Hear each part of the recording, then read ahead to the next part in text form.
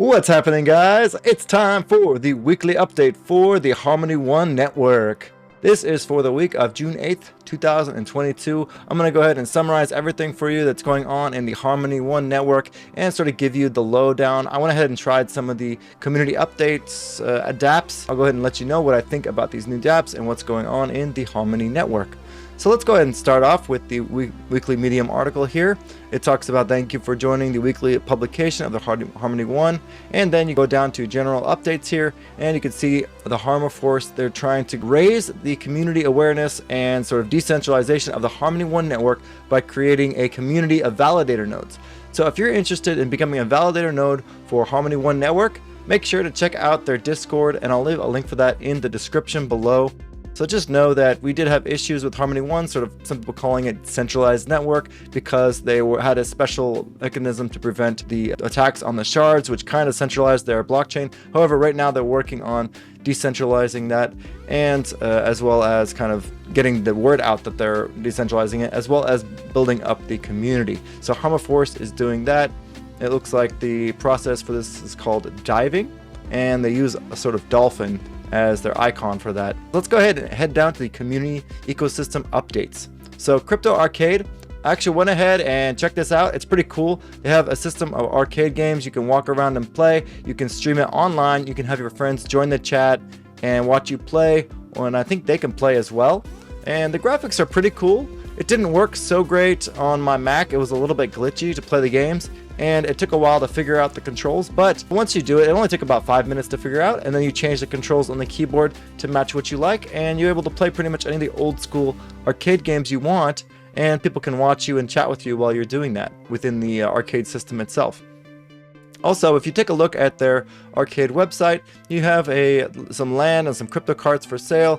The crypto cards are actually on sale on object.com, so all you Tezos fans out there, you can actually buy these crypto cards, and I'm not exactly sure what these are for yet, so I'm going to go ahead and try and look deeper into this, but I don't think they actually do anything. It looks like they're just knockoffs off of original Game Boy cartridges, and you can buy them. They sold them for about 0.5 Tez each, which is about $1 for these original NFT cartridges for the Game Boy. So let's go back to the article here. See, they have a new update for the Knights and Peasants game. I didn't have a chance to jump into this game, but it looks pretty interesting. It's a storytelling game where you can upgrade your knights using the knight token, and you can get basic upgrades such as health, attack, and defense, in addition to various other trait upgrades. So this is a 2D game. It looks like it's a profile builder game where you build your knight and slowly gain more resources by upgrading your knight in different ways and completing quests, and you could store money in the bank. So yeah, it looks like it could be an interesting game. It looks like they're also developing some sort of land-based system, and you can also control peasants to earn different job tokens that can level up the peasants, and the peasants will actually do farming and stuff like that. Kind of reminds me a little bit of Farmville. Maybe they're doing something similar.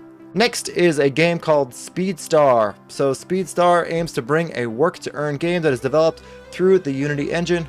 Players will take on the role of being a caretaker to the horse through unique career choices, including the trainer, jockey, therapist, or breeder. So you can go ahead and learn about these careers and visit the jobs page. I haven't actually done that yet. I'm not sure if I'm interested in playing as a unicorn right now. If I ever do become interested, I'll be sure to check this out ASAP.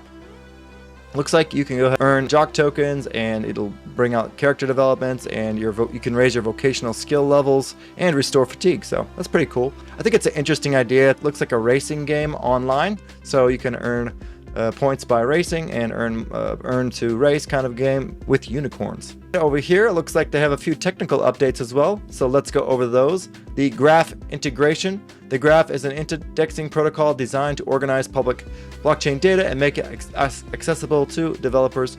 So this will basically make it's basically like the in-between between a blockchain and the front end. So you have the UI, which is what me and you see. Then you have the indexer, which is something that kind of organizes the blockchain data, so that way the UI can read it very quickly and fast and not have to ping the blockchain node every time it needs something. It's like next they're going to do this ETH trustless bridge, so you can basically bridge all of your stuff from ETH. As we all know, ETH gas prices have gone down recently just because the whole blockchain is kind of not receiving nearly as many transactions, and the transaction volume is a lot lower than it used to be a couple months ago during the bull market. There's a lot more ETH bridges coming out, and I think Ethereum to other token bridges, other blockchain bridges are going to become more popular as the ETH gas fees decrease over time. This Horizon bridge is going to go ahead and improve on it with the next upgrade, the trustless component. Trustless bridges are decentralized and don't require users to trust a third party with their assets. Basically, it's all run on smart contracts. I think it says the Harmony Trustless Ethereum Bridge will be one of the first, if not the first of its kind in the blockchain space, allowing to bridge their Ethereum assets using a fully decentralized platform. Well, I do know some other decentralized platforms, such as the Octus Bridge, that has a completely decentralized set of validator nodes, but I'm not sure if it uses this trustless aspect of Harmony One bridge, but I believe it does. Also, this NFT bridge will be very exciting. I really hope they're going to have the NFT bridge to Tezos soon so we can bridge our Rocket Monsters over and play the new game when it comes out. I'm not sure if this is going to include the Rocket Monsters though. I believe that's a separate bridge. That's pretty much it for the rest of this week. I did go ahead and I recorded a bit regarding the crypto arcade. So let's go ahead and check that out now.